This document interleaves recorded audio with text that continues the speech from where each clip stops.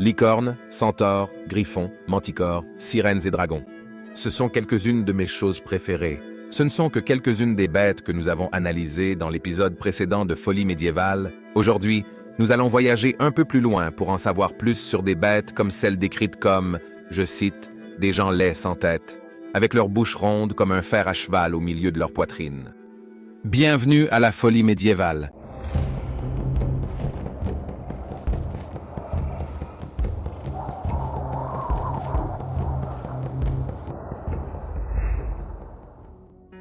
Cartes et races monstrueuses. Les cartographes médiévaux montraient rarement le monde tel qu'il était vraiment. Plutôt, la carte était un aperçu des préjugés et des superstitions que le cartographe lui-même avait. Ils étaient un moyen de communication et contenaient souvent des symboles pour démontrer à la fois l'énormité et l'immensité de la création de Dieu. Des cartes médiévales, comme la carte du monde de Hereford du XIVe siècle, représentent le monde connu de l'époque. Mundi affichait également des événements bibliques, des personnes, des animaux et des plantes, ainsi que des scènes de la mythologie classique, tous placés là pour montrer leur importance culturelle, historique et spirituelle pour le cartographe. Les races monstrueuses figuraient non seulement dans les bestiaires de l'époque, mais aussi sur les marges des cartes du monde, reflétant les attitudes médiévales face à l'étranger et l'inconnu. On croyait que des créatures étranges habitaient des terres lointaines, qui étaient considérées comme des endroits dangereux et étranges. C'était comme si plus vous vous éloigniez de chez vous, plus la nature devenait fantastique. Pline l'Ancien, qui était un auteur et naturaliste romain, a écrit une encyclopédie sur l'histoire naturelle qui comprenait beaucoup de ces races. Leur existence a été davantage élaborée au fil des ans, avec des récits d'explorateurs et de pèlerins qui avaient eux-mêmes fait l'expérience des terres étranges, des gens et des créatures. Les blemis de Strabon. Les blemis de Strabon ont été mentionnés pour la première fois il y a plus de 2500 ans comme des créatures sans tête, avec des yeux dans leur poitrine. Ils vivaient soi-disant dans la partie occidentale de la Libye, un endroit très vallonné, densément boisé et regorgeant de faune. Pline les a décrits comme n'ayant pas de tête, leur bouche et leurs yeux étant situés dans leur poitrine. D'autres types ont été décrits comme étant nés sans cou et ayant leurs yeux sur leurs épaules.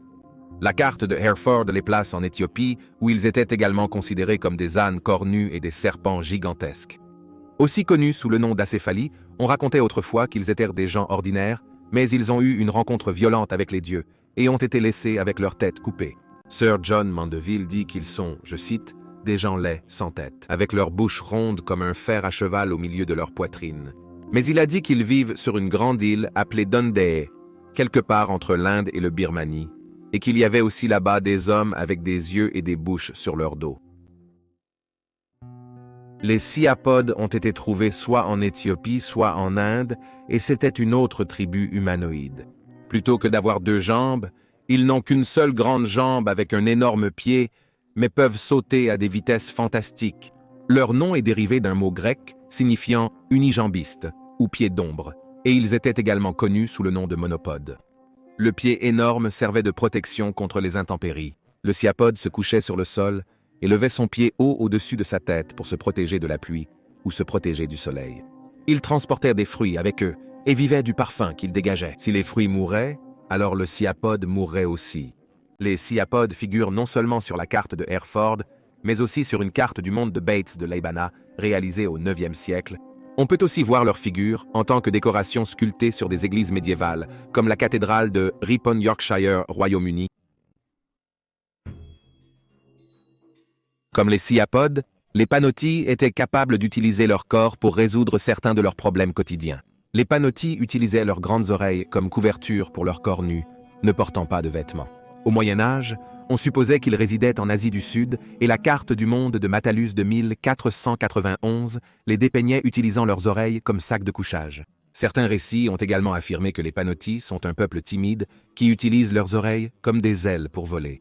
Leur ressemblance a également été représentée sur l'architecture médiévale et les cartes, suggérant qu'ils étaient considérés comme des êtres blasphématoires vivant loin du monde chrétien. Les cynocéphales trouvés en Afrique et en Inde étaient une tribu de personnes à tête de chien. Au XIVe siècle, l'explorateur musulman Battuta prétendait avoir rencontré une communauté de cynocéphales sur une île quelque part entre Sumatra et l'Inde. Il a décrit les hommes comme ayant des bouches en forme de chien, bien que leur corps était de forme humaine. Premièrement mentionnés dans l'Antiquité, ils étaient supposés vivre dans des grottes, pas des maisons. Ils chassaient rapidement avec des arcs et flèches. Les femmes ne se baignaient qu'une fois par mois, et les hommes ne se baignaient jamais, mais se lavèrent les mains. Ils utilisaient de belles peaux pour se vêtir, et les quelques riches portèrent du beau lin. Les plus riches étaient ceux qui possédaient le plus de moutons. Les mâles et les femelles avaient des queues comme des chiens. On pensait qu'ils vivaient beaucoup plus longtemps que les hommes normaux, entre 170 et 200 ans. L'explorateur vénitien Marco Polo a également parlé de barbares à tête de chien qui vivaient sur une île de la mer d'Andaman, où ils cultivaient des épices et avaient, je cite, « des têtes comme des chiens et des dents et des yeux de la même manière, tout comme de grands chiens mastifs. » C'était une génération des plus cruelles et ils mangeaient tout le monde qu'ils pouvaient attraper, s'ils n'étaient pas de leur propre race. Et il est fait mention des armées du leader mongol Urg-di Khan, rencontrant une race d'hommes à tête de chien aussi loin au nord que le lac Baïkal, en Fédération de Russie.